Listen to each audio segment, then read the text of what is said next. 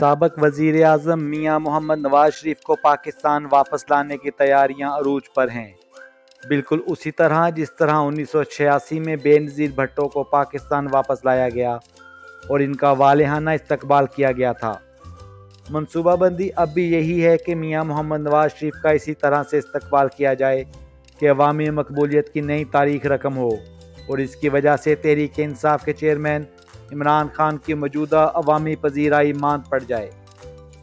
تاریخ میں درج ہے کہ جب پاکستان پیپلز پارٹی کی چیئرپرسن بے نظیر بھٹو 10 اپریل 1986 کو لاہور پہنچی تھیں تو پورا پنجاب ان کے استقبال کے لیے ایئرپورٹ پر امڑ آیا تھا۔ صدر جنرل ضیاء الحق کی حکومت نے داخلے کے سارے راستے بند کر کے ان کا استقبال ناکام بنانے کی کوشش کی تھی، لیکن اس میں ناکام رہے تھے۔ اسی طرح ایک واقعہ 2005 میں جنرل پرویز مشرف کے دور حکومت میں بھی پیش آیا تھا، جب پرویز مشرف نے بے نظیر بھٹو کی مقبولیت کم کرنے کے لیے پیشکش کی کہ اگر بے نظیر پیپلز پارٹی کی قیادت اپنے شوہر آصف علی زرداری کے حوالے کر دیں تو انہیں سیاسی رعایتیں مل سکتی ہیں اور اس سیاسی جوڑے کے خلاف مقدمات ختم کیے جا سکتے ہیں۔ اس وقت مشہور زمانہ NRO نہیں ہوا تھا، جس کے تحت نواز شریف سمیت مختلف سیاسی شخصیات کے خلاف 8,500 سے زائد مقدمات ختم کر دیے گئے تھے۔ اس NRO کو پرویز مشرف اب بھی اپنی غلطی قرار دیتے ہیں۔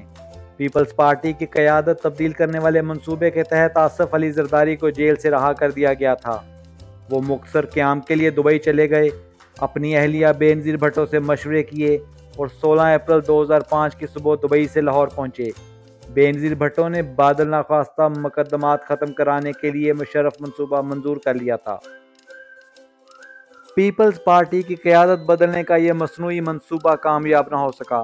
اس واقعہ سے 20 سال قبل جنرل ضیاء الحق کی حکومت نے سندھ کے نامور سیاستدان غلام مصطفیٰ جتوئی کے ذریعے نئی پیپلز پارٹی NPP بنوانے کی کوشش کی تھی، جو کامیاب نہیں ہو سکی تھی۔